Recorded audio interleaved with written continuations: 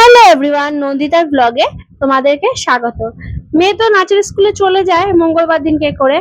আর ওর না নাচের স্কুল থেকে আসার পরই প্রচন্ড পরিমাণ খিদে পেয়ে যায়। তো সেদিনকেও তোমার এসে বলছে যে যে মা আমার প্রচন্ড পরিমাণ খিদে পেয়েছে, কিছু দাও। তা আমি কি করি, তা আবার আটা মাখলাম। আটা মেখে নিয়ে তা আমি ভাবছি যে পরোটা করব কিনা, তা মেয়ে এসে বললো মা আমাকে চিনি রুটি করে দাও। তো আমি এতগুলো লেচি করেছি কেন বলো তো, তোমার খুশির খাবে, আবার অংশুবাবু খাবে, বাড়ির সকলকে একটা একটা করে দিয়ে দেবো, হয়ে যাবে সন্ধ্যেবেলার টিফিন। তো আমি লেচিগুলো করছিলাম, আর এরই ফাঁকে কিন্তু আমাকে যা এসে বলে গেল, দিদি ভাই তুমি কিন্তু বেলে রাখো, আমি এসে ভাজছি। তো আচ্ছা ঠিক আছে।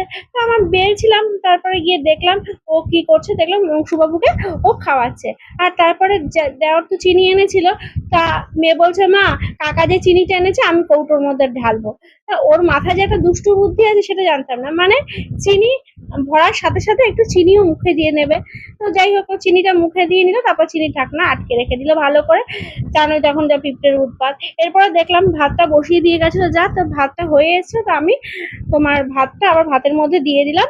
আর এরই ফাঁকে যা চলে আসলো তোমার, ওই যে বলেছিলাম যে চিনি পরোটাগুলো ভাজবে, তো সেগুলো ভাজার জন্য রাতের বেলা যেহেতু করেছিলাম ডিম, তো ডিমটা সিদ্ধ বসিয়ে দিলাম।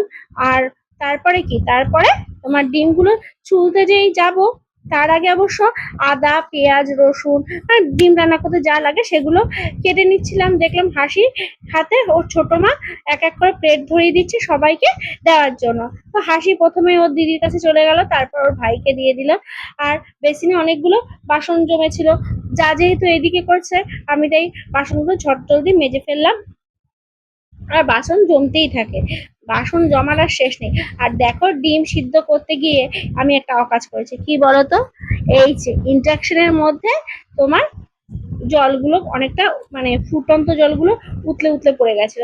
ডিমটা না, এখনকার ডিমগুলো কেন কে যেন এরকম সিদ্ধ হতে গেলে, মানে সিদ্ধ যখন হয় তখন চামড়াটা কিছু কিছু উঠে যায়।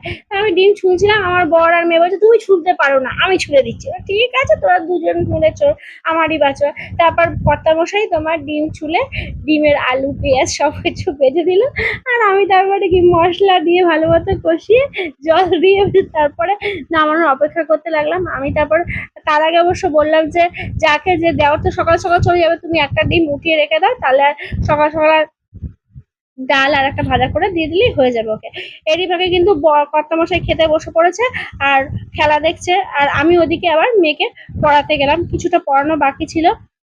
ভিডিওটা আমি এখানেই শেষ করছি। তোমরা সকলেই ভালো থেকো আর সুস্থ থেকো, আর তোমাদের সাথে আবার নেক্সট ভিডিওতে দেখা হচ্ছে। আমি স্বপ্ন দেখে নিচ্ছি, দেখো চেতক বলে জন্য দেখে টোকাটাকে বর্গ করিতে কলিকাতা চলে গেছে নড়ে জন্য তারপরে এটা করা গান।